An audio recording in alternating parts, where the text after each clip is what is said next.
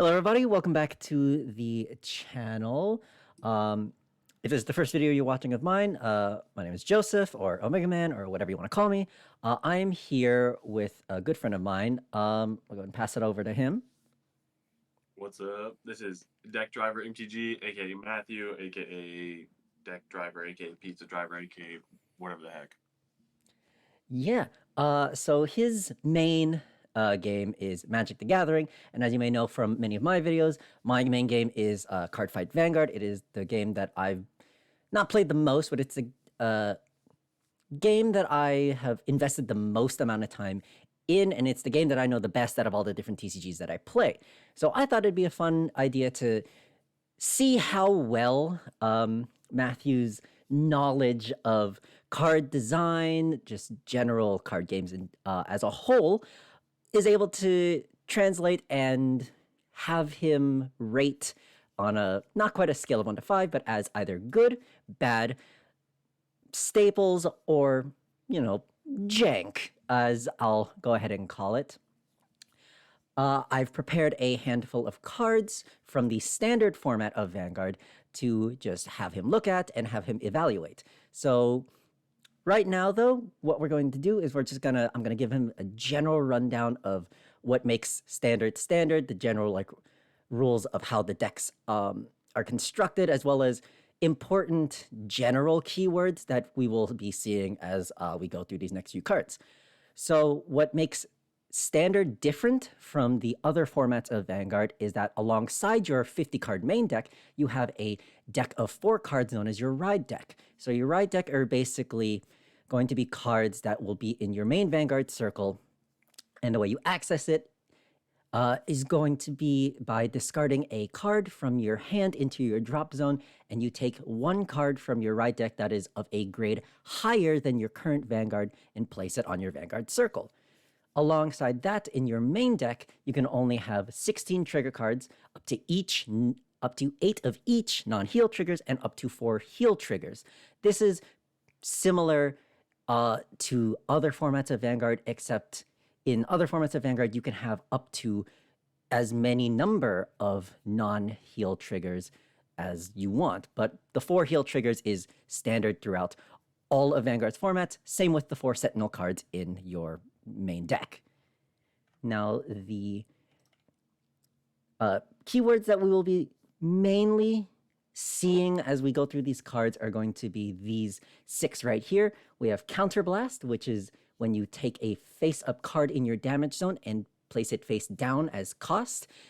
The damage zone, you can kind of think of it similar to reverse prize cards in Pokemon, if that's a game that you all have played. I know Matthew plays a decent amount of Pokemon TCG.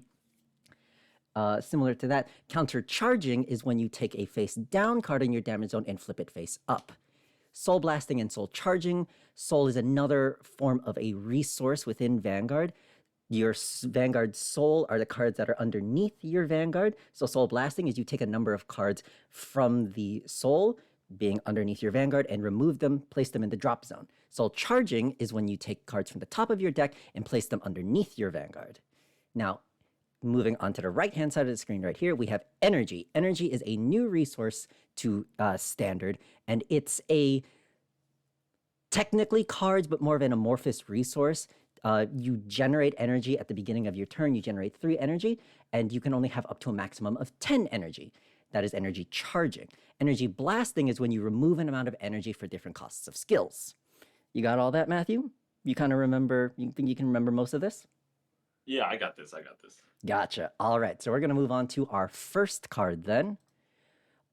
So this card, I forget the name of the card, but this card was just most recently released. It is currently a promo.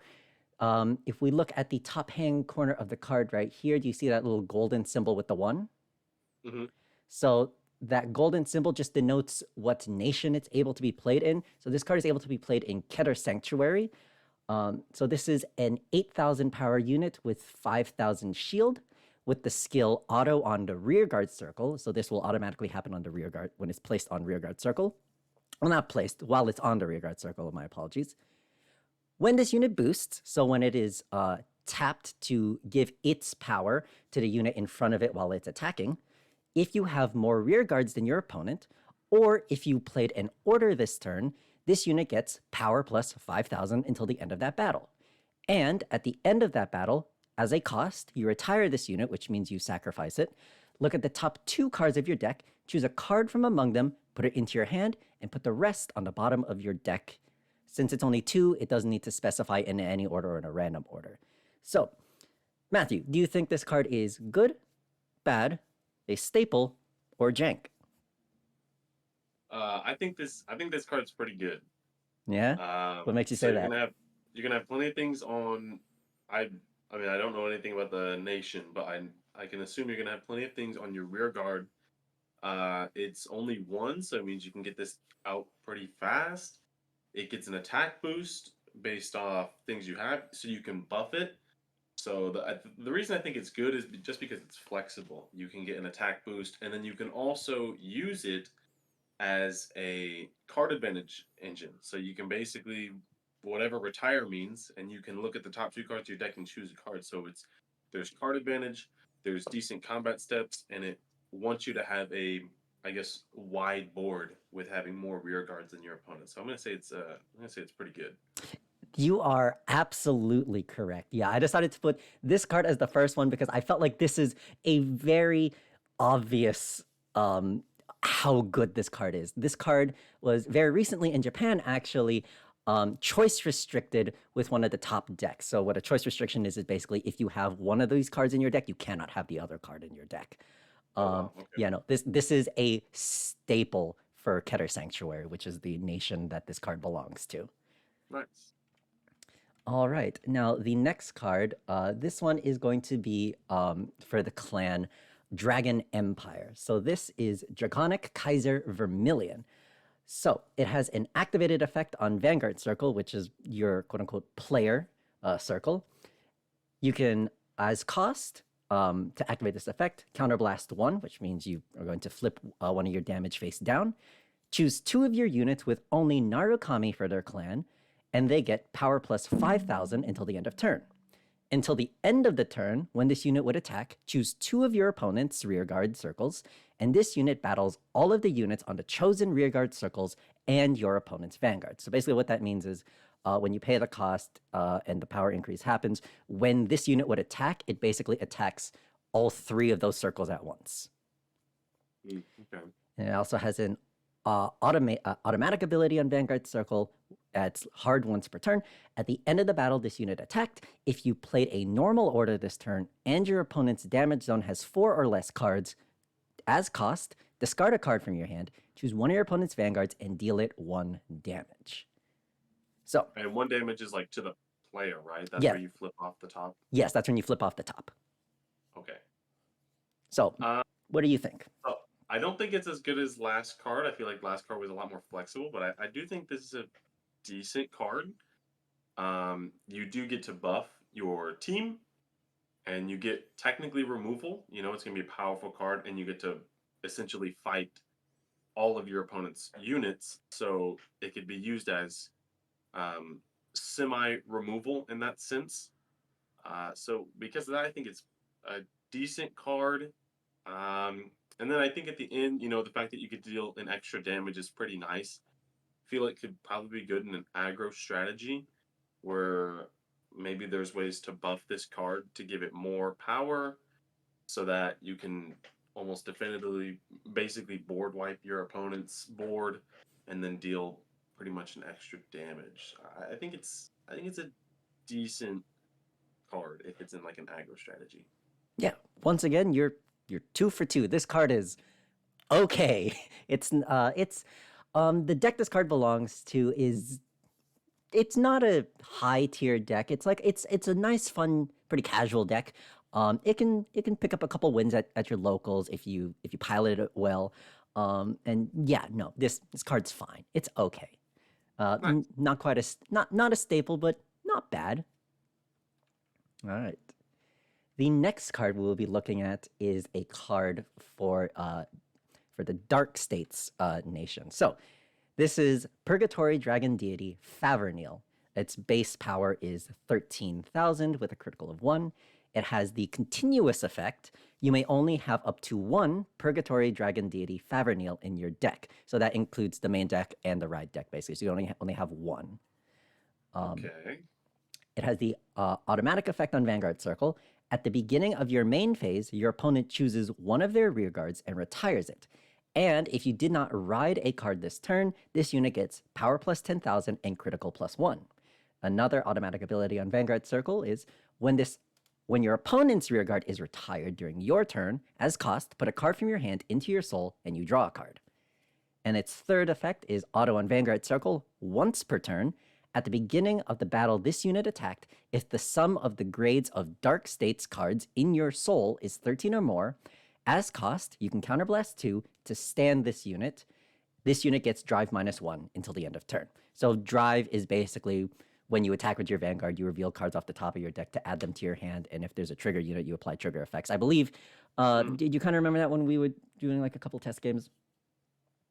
Uh, Like back when, I back when, no, when we I were don't playing a remember little that. bit. No, okay, yeah, no, that's fine. Yeah, no, like the last It's a time I had complicated you game. play, Complicated game. yeah, it's a bit of a complicated game. Yeah. So, Uh, what do you think? I, well, Good, bad, it, staple, jank. What do you think? it so it's weird. I feel like it's either gonna be the best card in the game, as in like it runs standard, or it's gonna be like completely jank, and I'm just getting bluffed out of oblivion.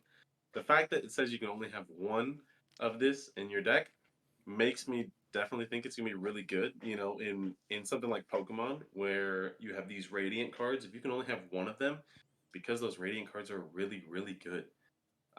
So the fact that it's limiting itself to only having one in your entire deck, then the fact that all of its abilities are passive. You don't need to actually do anything to get your abilities. And essentially, if you just have one attacker, you didn't ride anything, you just get 10,000 and an extra critical. That's pretty crazy. You get to remove your creatures for free. You don't have to do anything, as like you just don't have to ride, and then you retire it. Wait, what is it? Okay, they choose a rear guard, they retire it.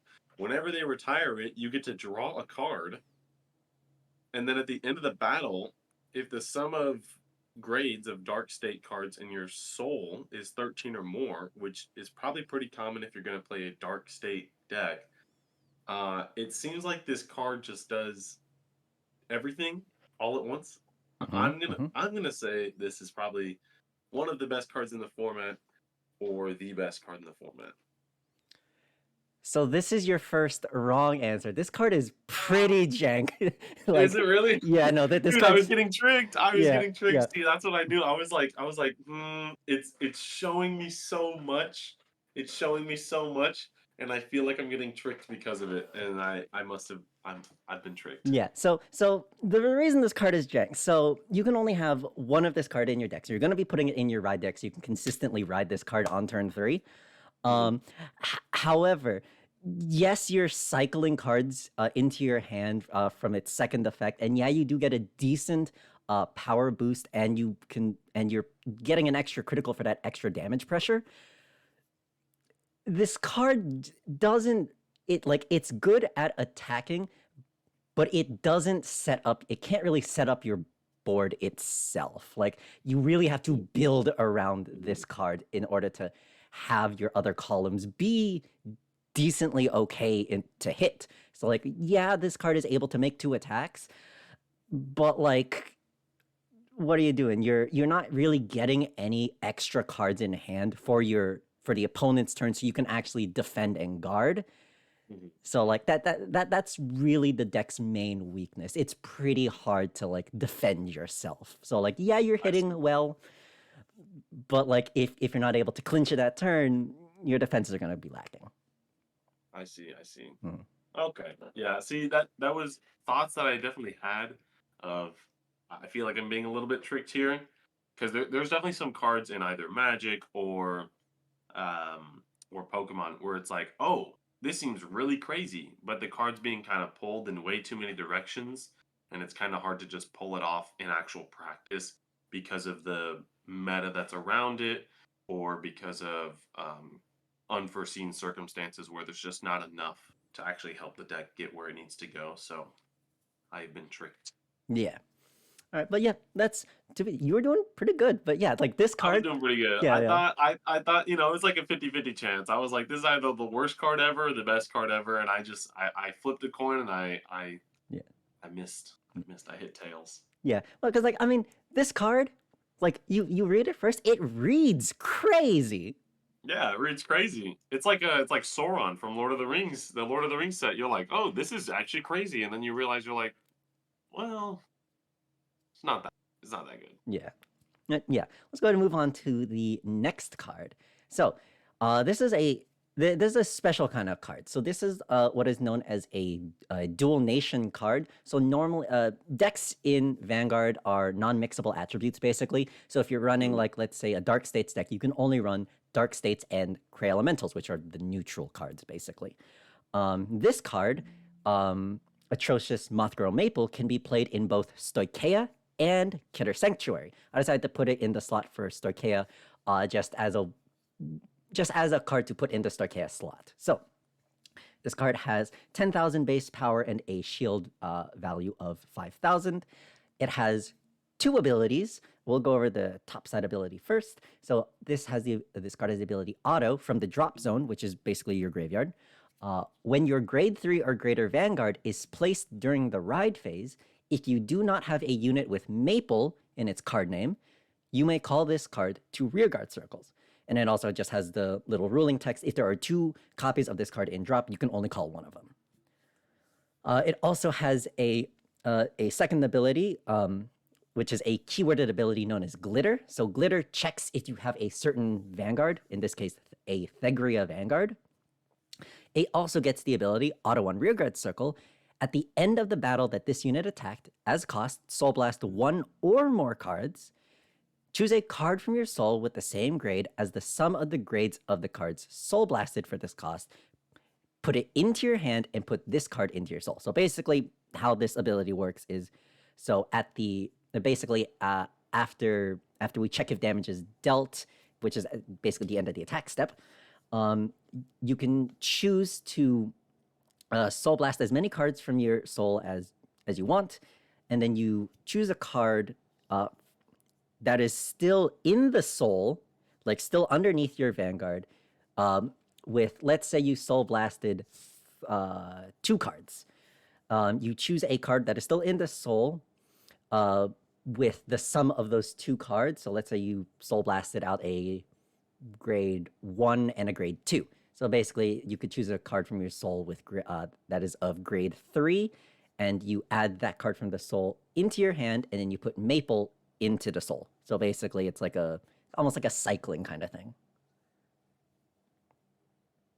Okay. So, what are we thinking? I mean, I'm thinking it's a pretty good card. I think it's a pretty good card. So you're gonna play this on turn 2, and then the next turn you're gonna get a grade 3 for your Vanguard. I don't know, because I guess the drop zone, it's kind of like a recursion. So like you're basically reanimating it from your graveyard. Is that what that first ability is? Yes, basically, yeah. So like, so let's say this card is in your graveyard for, let's say you pitched it as cost, so you could ride into into a card from your ride deck on your ride phase. Okay. Yeah, I'm gonna say it's pretty good then, especially with that first card, which is also the same. What is it? It's the same faction city. What is it called? State.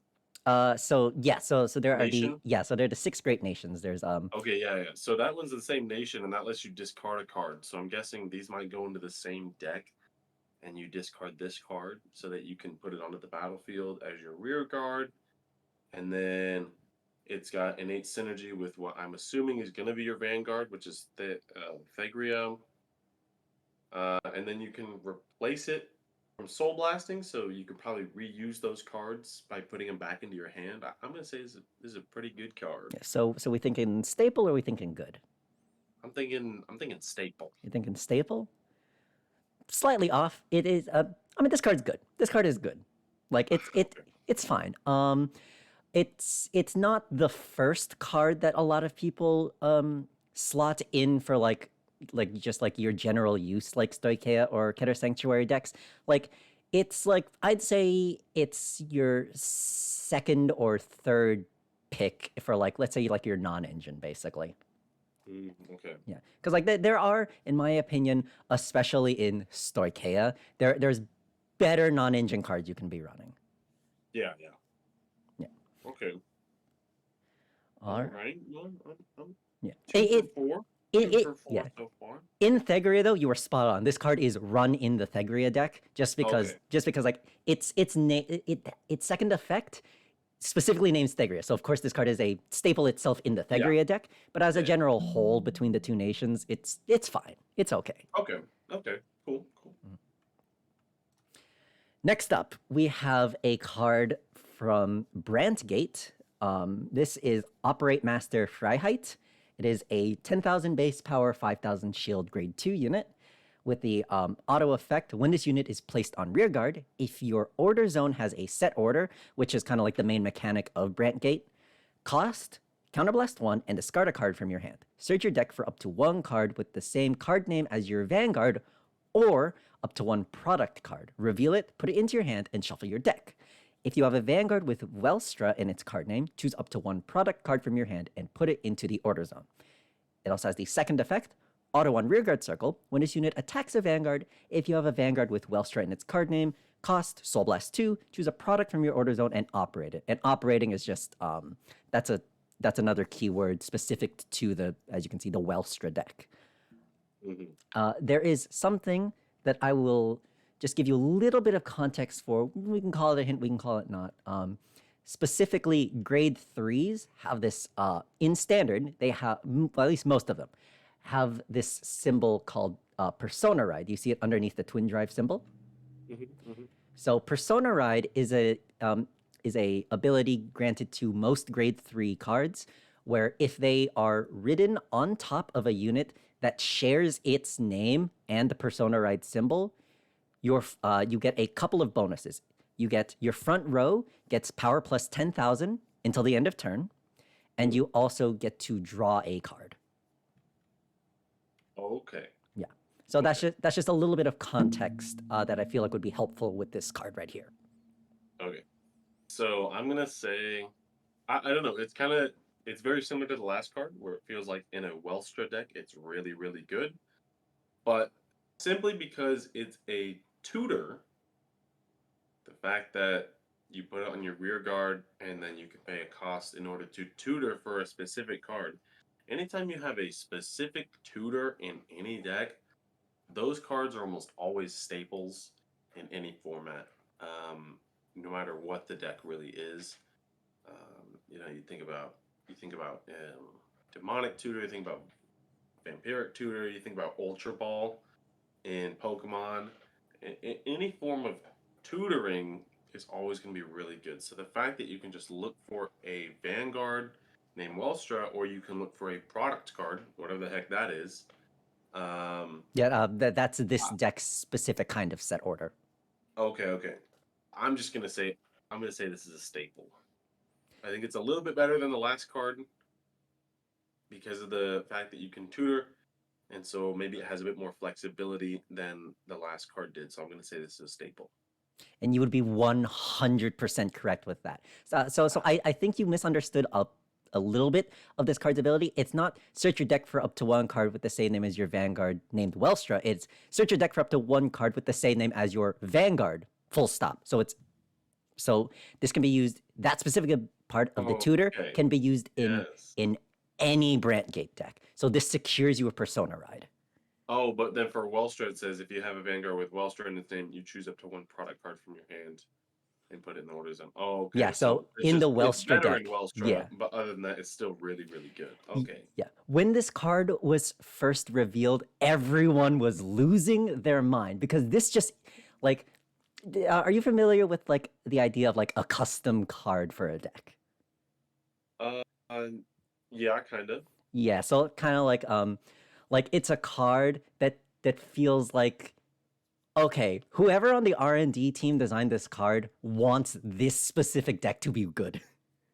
Yeah, like, because this one card fixed all of the issues of the Welstra deck. Because before, Welstra was like it was a fun kind of like rogue-ish deck. The set that this card came out in, it made Welstra a tiered deck. Nice. Okay. Yeah.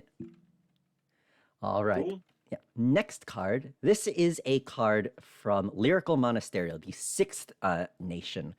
So this is Positive Mind Elsa. It is a grade 1 unit with 7,000 power and 5,000 shield. A little bit of context, 7,000 power is on the lower end for grade 1s. The base stat line for a grade 1 is typically 8,000. This card has one ability, and it's a continuous effect on Rearguard Circle. During this turn, this unit gets power plus 2,000 for every 2 of your units, and it includes this unit as well.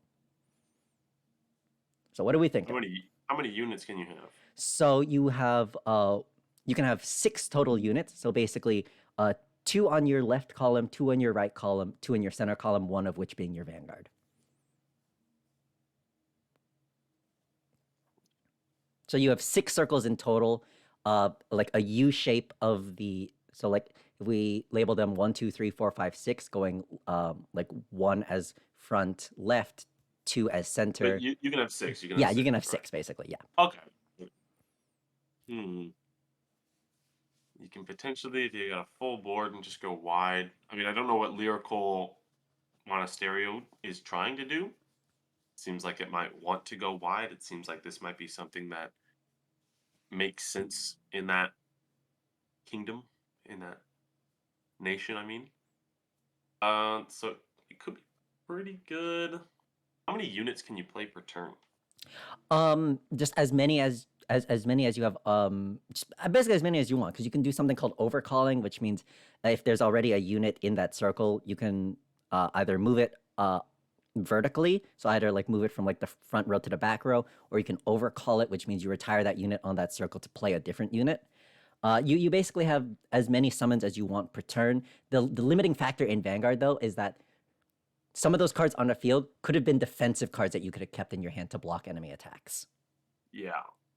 Okay. It's tough. Like, I'm trying to see if there's ways that this card could be good. I mean, it's got the lower power than 8,000 normally, but I think it's because you get to buff it quite a bit.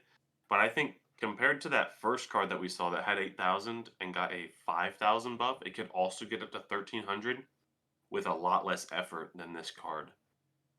I'm gonna say this is a bad card. You would be correct in that. This card basically sees no play in any Lyrical deck. Okay. There's especially in Lyrical, there's a lot better cards you could be running, especially in the grade 1s, especially in your grade 1 slots. Like there's specifically currently right now, I think Yuika is going for about $57 right now. And that is like a staple in every Lyrical deck, and it's in the grade 1 slot. So Okay. all right. Next card we'll be looking at. This is a neutral card basically, as it's not part of really any nation. So this can be run in any deck basically. Okay. So this is Union the Sky. It is a blitz order. Now the rulings on blitz orders are you can only use since you can only use 1 order per turn, you can only use 1 blitz order per turn. And the timing when you use blitz orders are during the attack declaration step of the opponent. So this card has the keyword Regulus piece, and what the keyword Regulus piece means, it's basically a deck building constriction, where you can only have 1 Regulus piece in your deck. There's many different kinds of Regulus pieces in Standard. So basically, if you put in a Regulus piece, you can't put in any of the other Regulus pieces. So this card can be played by either paying a 1 counterblast or 3 energy. And when this card is played, you draw a card, remove this card. So basically, it's basically exiling it. Choose 1 of your vanguards, and it gets power plus 15,000 until the end of that battle. Then, as cost, bind a card with the same name as your vanguard. Now, this is think of it kind of like a separate kind of graveyard. There's kind of like 3 zones that cards can get sent to, either like drop zone, which is the normal graveyard, bind, which is that one's actually kind of closer to exile than removing is. And removing, which is basically this card is done. You will not be able to access this card anymore. Okay. So yeah, you bind a card with the same name as your Vanguard from your soul or drop, and it gets power plus 25,000 instead of the power plus 15,000. This card also has an automatic effect when this card is discarded from hand while riding from the riot deck. So when it's pitched for paying for a cost of riding, you can either pay 1 counterblast or 3 energy to draw a card and remove this card. So basically cycling itself. So what are we thinking? So it reminds me of like most combat tricks and in Magic. In the standard format right now, there's a card called Monstrous Rage, which is pretty broken, especially if you're not looking out for it. It essentially does the same exact thing, where it just gives an incredible buff to your creature at blitz speed, which I'm guessing is instant speed, right? So the blitz orders are, you can play blitz orders before your guard step, basically. Okay, so like basically you declare what is attacking, and then you play the blitz card. Yes, that's kind of when it would happen. So you can play blitz orders, and then after that, then you can do your normal guard stuff. Okay. Well, you can play a blitz order because you're going to play 1 blitz order per turn. Yeah, I'm gonna say this card is good. You know, you get a cantrip from it. If you have to pitch it for cost, at least it replaces itself, and then it essentially guarantees you win that combat by giving plus 25,000. I mean, plus 25,000 or even plus 15,000 from the numbers that I remember seems like it's pretty good. I mean, that's usually like the amount of power that the Vanguard you're playing up against, that you'd probably be swinging in against or guarding against, is that's basically its power. I'm gonna say this is a good card. So good, not staple, right? You're locking in good. Good, not staple. I mean, it might be really good, especially, you know, this might be not tricking me. You know, the fact that you can only have 1 of this in your deck means that it's probably pretty good. But also from my perspective, it just seems like, okay, you get a guaranteed win through combat, and then it replaces itself. So I'm gonna say good, not staple. Okay. Yeah. This card it's pretty good. I wouldn't say it's quite at the level of staple, as there are other Regulus pieces that in my personal opinion, outrank this card. Like there's 1 Regulus piece basically that acts as a 5th persona, like an extra persona right in your deck basically. And I feel like in most cases you're gonna be wanting to run that as opposed to this card. But like opinions on this card especially are really mixed, because Regulus pieces, since you can only have 1 of them and you can only run Regulus piece, these effects need to be really, really good. Yeah. But yeah, like me personally, the part that's like I'm like it's like the kind of limiting factor, which I understand why it's there, is the cost of Counterblast 1 and Soul or Energy Blast 3. Especially like because you're mainly gonna wanna, I feel like, in my opinion, play this card later on in the game, and especially with a lot of decks right now, they're pretty counterblast starved, and they really want their counterblasts for their main phase abilities. So yeah, you could have said staple or good, and I would have accepted either of those, because this card, a lot of people have a lot of opinions on this card. Yeah. Okay, it's pretty polarizing. Yeah. Yeah, I mean, for me, it just seems like a normal combat trick, but also when combat is it's a lot bigger part. It's not as like complex, I guess, as Magic's combat.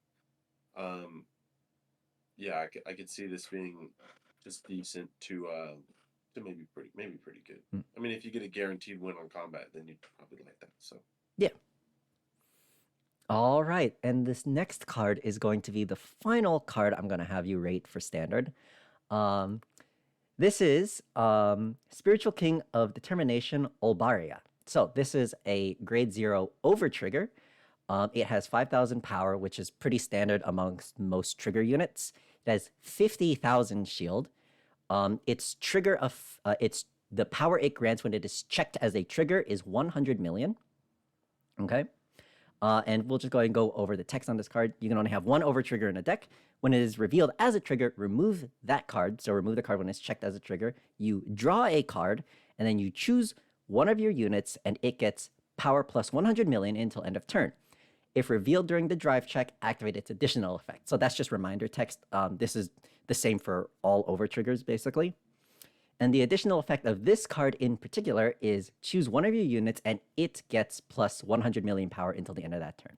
So basically how this card reads is when it is checked, a unit gets 100 million power, and then if it's checked... And then you get an additional one. Yes. Okay. So what are we thinking? Yeah, I'm going to say this is one of the probably best cards in the format. I mean, it's a free shield. It costs 0. You get an over trigger. You get to buff 2 of your units. I think this is just extremely good. I just think this is really good. I think it's a staple. It's probably in every single deck. Yeah, that's what I'm gonna say. This one's a little bit of a trick. So like this, I put this card in here specifically to talk about just the concept of over triggers, because in a lot of people's opinions, myself included, over triggers are a mistake. They are the worst design cards ever. These cards are so swingy, and it's when a lot of people think of Vanguard and just the trigger mechanic in general, that's what turns off a lot of people, because they think, oh, it's just a luck-based mechanic. Not necessarily. It's a mechanic you have to play around. Over triggers you can't play around. These cards are the sackiest of sacking one-ofs. Just the fact of like that 100 million power, it will shut off opponents' turns on the offensive. Like if they check this, it's like, oh, well, I guess I have to pass. And then you'll probably just get killed on the crackback. Okay. So it is really good. Yes, no, over triggers are a staple, not only in standard, but also premium, the eternal format.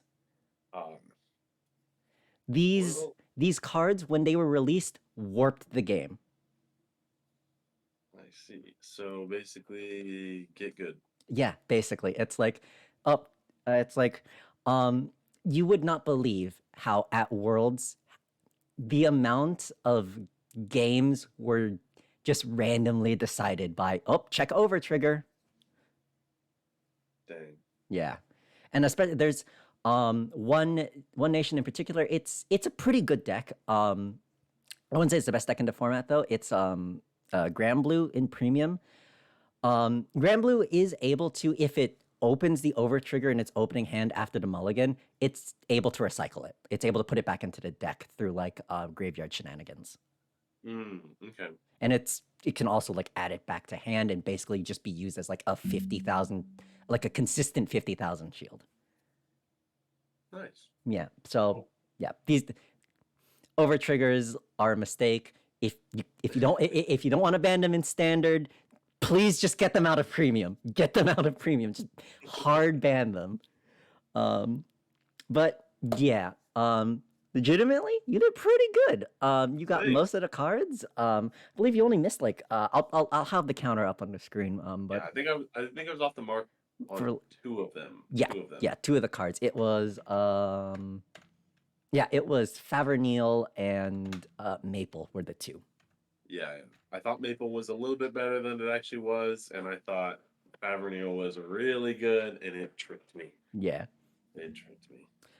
But yeah, who knows? If people enjoy this video, maybe I'll have you rate maybe some more cards from the standard format, or maybe other people rating cards from the standard format, or maybe we'll just break away and we'll do other formats. Maybe we'll do V premium. Maybe we'll do actual premium. But yeah. Yeah, man.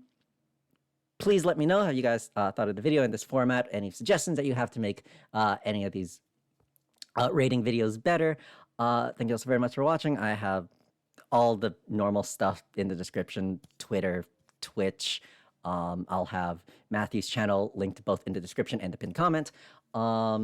Subscribe, like, share, do all the algorithm stuff. And I will see you all in the next video. Goodbye. Okay, so I will cut out the rest of this when I'm editing, basically. But yeah, so basically, like, actually, I'll just stop recording now.